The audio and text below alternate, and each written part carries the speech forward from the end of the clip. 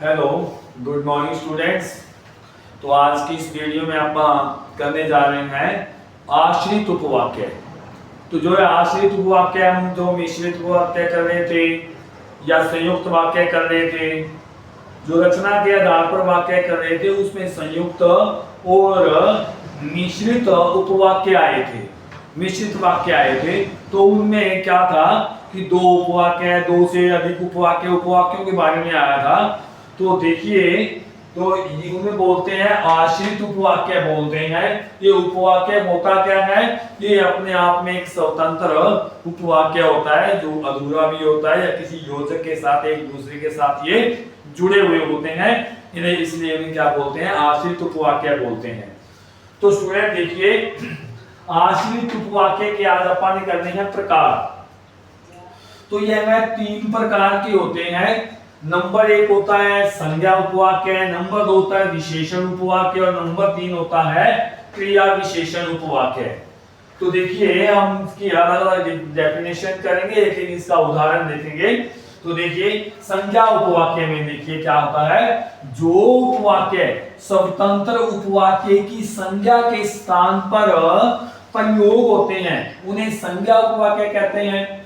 और इन उपवाक्यों से पहले की, कै को छोटी की मात्रा लगती है तो ये की का प्रयोग होता है। जैसे देखो, रमेश ने बताया कि वह मंदिर जा रहा है।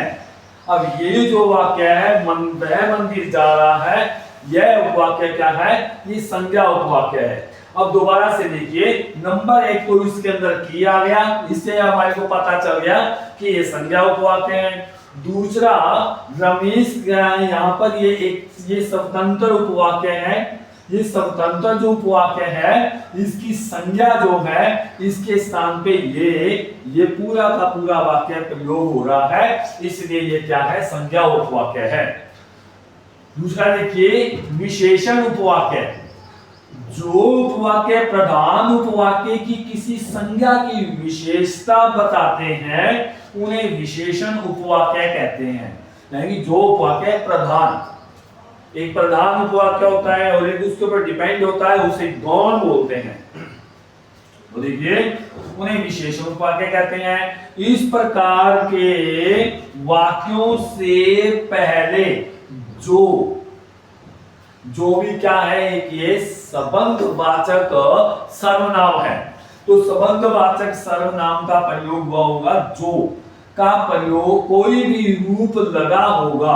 अब कोई भी रूप का मतलब, अब जो के जितने भी आगे रूप है वो है, जैसे देखो, जो, जिसे, जिसने, जिसको, जिसकी इत्यादि, यानी कि जो के ही प्रकार है ये इनमें से कोई ना कोई एक विशेषण उपवाक्य से जस्ट पहले वो लगा हुआ होगा।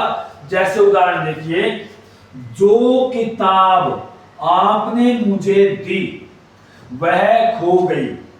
अब क्या है कि प्रधान उपवाक्य की किसी संज्ञा, प्रधान उपवाक्य हमारा ये है, इसकी संज्ञा ये है, इसकी विशेषता बताई जा रही है। तो ये क्या है, जो क्या है, नंबर एक तो जो लगा हुआ है, दूसरा ये प्रधान उपवाक्य की विशेषता बता रहा है, इसलिए यहाँ पे क्या है, ये विशेषण उपवाक्य दिया हुआ है। स्टूडेंट तीसरा देखिए, क्रिया विशेषण उपवाक्य। जो आश्रित उपवाक्य स्वतंत्र उपवाक्य की क्रिया की, यानी क्रिया की विशेषता बताते हैं उन्हें क्रिया विशेषण उपवाक्य कहते हैं। जैसे देखो, जब मैं घर में था, तो ये तो से आगे ये क्या है, ये सारा का सारा हमारा क्रिया विशेषण उपवाक्य है। नहीं तो अपना काम स्वयं करता था, ये क्या है, ये क्रिया की विशेषता बता रहा है, जब मैं घर में था। तो स्टूडेंट्स, ये हमारे क्या हुए हैं, ये आश्रित उपवाक्य जो तीन प्रकार के थे, वो रचना के आधार पे वाक्य कितनी प्रकार के हैं आपके संयुक्त और मिश्र वाक्य में आए थे। तो इस लाइन को आप देखिएगा, याद कीजिएगा। और रचना के आधार पर वाक्य रूपांतरण या परिवर्तन हम नेक्स्ट वीडियो में करते हैं। धन्यवाद।